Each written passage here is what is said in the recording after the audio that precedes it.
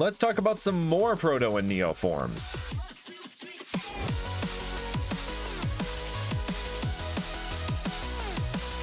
Hey everyone, Brandon here. You all really liked our last video on the concept of Proto and Neo forms. If you somehow missed it, you can check it out right here. Anyway, today we're going to take a look at some more of these forms and the possibilities that come along with them. So let's get to it. First up, we have some more forms from Nuala Draws over on Twitter. If you recall from the last video, they did the Proto Skarmory and Neo Remoraid. We didn't show it off in the last video because it hadn't been posted yet, but here is Neo Octillery, and I found out for sure they are electric psychic type. This Octillery is known as the Plasma Tower Pokemon, and it's definitely giving me like a turret vibe, like Torbjorn from Overwatch, like just set up an Octillery turret to just shoot out these plasma balls. The head of it is giving me that electric ball vibe that you like touch your finger to and the like electricity would come to you. That's kind of the vibe I'm getting from this.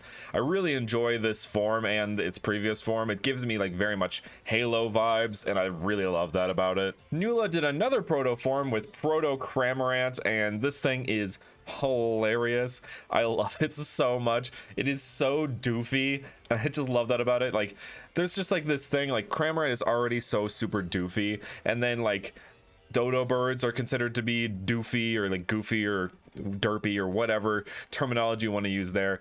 So the mixing of the two just makes it so freaking goofy, and I love it.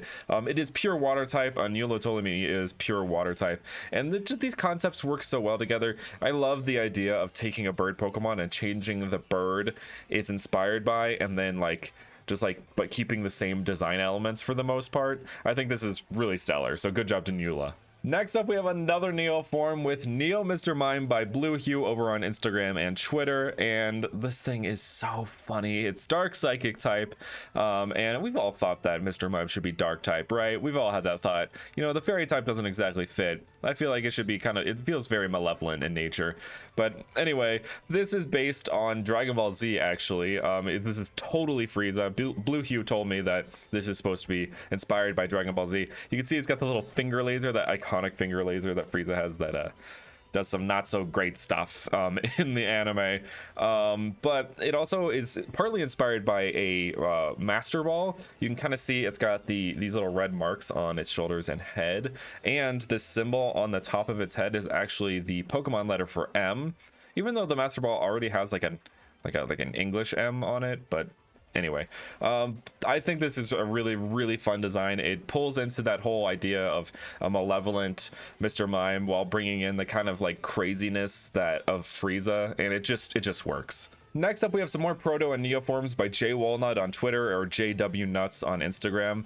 I love this artist. They're like concepts for regional variants and just different kinds of Pokemon are always so clever, and I really enjoy seeing their work. So I'm happy to cover them in this video. So first up, we have Proto BHM and Proto LGM. I misordered that, but whatever. They're psychic ground type, and they're clearly playing into more of a pharaoh Egyptian inspiration, because you know we all have that theory that the aliens helped the Egyptians build the pyramids and all that kind of stuff, so that plays into that really well. I really like the color choices they picked, and like that they managed to still make it feel very much like LGM and BHM, but not go too far from the concept while incorporating this kind of Egyptian aesthetic. Someone did something, the Metas region did something similar with BHM as well, and I think it just the concept really works well on BHM, honestly. And for the Neo forms, we have Neo Drowsy and Neo Hypno. They are dark poison type, and they are playing into graffiti artists. I think this is so incredibly clever because Neo Drowsy, has kind of have that like chocolate dipped look to it, because it's based on a tapir, so it has that like kind of brown, like almost like it looks like a chocolate dipped banana aesthetic going on to it. Instead, that's turned into like this kind of like spray paint aesthetic on its body, and it's got the the black so it can be dark, and then these tusks it has evolve into like a gas mask on Hypno, which is just incredibly clever. I think it's incredibly clever. This also begs the question of like, where did Hypno get the spray paint can? I mean, I'm sure he probably maybe picked it up around the city or something. These guys do kind of look like city slicker versions of Drowsy and Hypno. They also have these like like green mohawk kind of things going on. I just think this is so fun, so clever.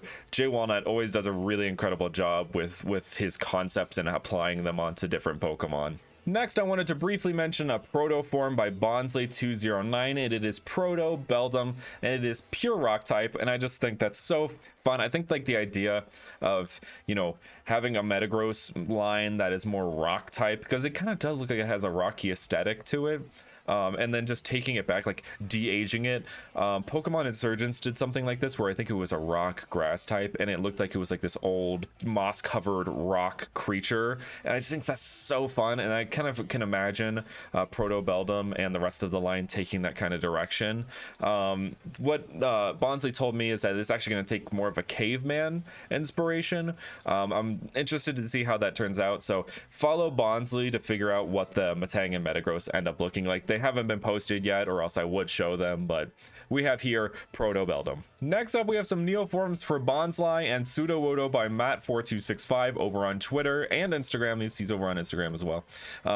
Matt just really did a really cool thing here with these a traffic cone Bonsly, which, by the way, I realized that Bonsly is pronounced Bonsly, not Bonsley, because it's supposed to be a sly bonsai. Didn't learn that until recently. I was pronouncing it Bonsley for the longest time.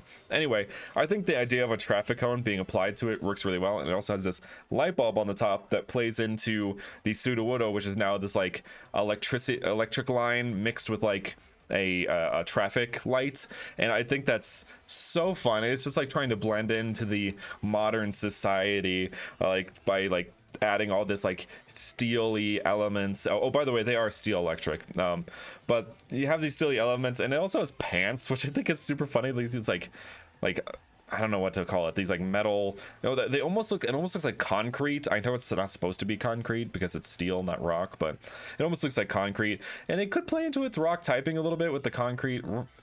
Do you guys count concrete as rock? I don't know. Anyway, I think these concepts are super fun and really well done. Speaking of the future, let's talk about the future of online shopping with today's sponsor. Oh wow, look at this amazing Pokemon merchandise. Ah man, it's exclusively sold in Japan. Whatever will I do? Has this ever happened to you?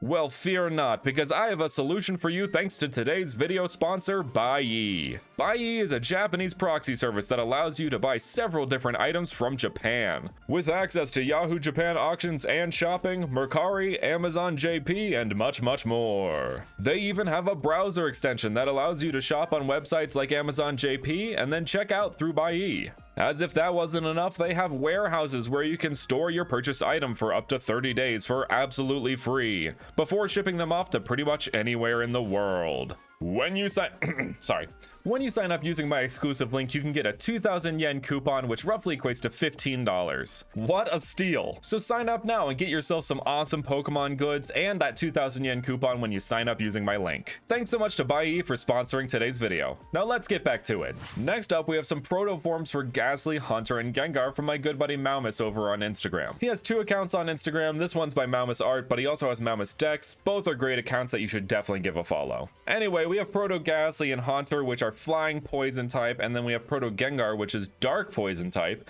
And I kind of like this aesthetic. It's almost like as if what these Pokemon would have been before they died, per se. Ghastly kind of is tricky with that because it's kind of this like miasma thing going on, but I think definitely for Gengar, it's like, oh, it was some kind of like bat-esque creature when it was alive, and then it like, you know, died and then became whatever. Or do ghost Pokemon like die to become ghost type?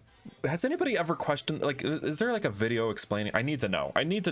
Do Pokemon die to become ghost type? That's a question that needs to be answered. Anyway, they're obviously inspired by bats, but they are also inspired by vampires and a Rorschach test. As you can see with Ghastly, it's got that kind of inky, blobby vibe going on, which I think is super fun and super clever, just applying a Rorschach test onto that kind of miasma that Ghastly has. And honestly, I think Gengar as a bat works really, really well with like that kind of head spikes, kind of almost looking like Batman's cowl in a way. I know Maumus is a big Batman fan, so this kind of works for that. Next up, we have another Neo form, this time by Christopher Perez, or El Strafadora, over on Twitter. And it's Neo Golurk, and it is based on Gundam. I just love this concept. It is so fun and so clever the way they incorporated the Gundam elements onto Golurk. It still very much feels like Golurk while having those fun Gundam elements. It's just I just love this concept. I really do. So great job to Christopher on this one. I just in love with it. People were saying I was a bit too rambly in the last video, but I can't help but ramble when I love things because they're just so fun, and I just love talking about them. Next up, we have another Proto form, and this one's by Lewis EGB again that we had from last video, and they did a Proto Lantern, and it's dark electric type.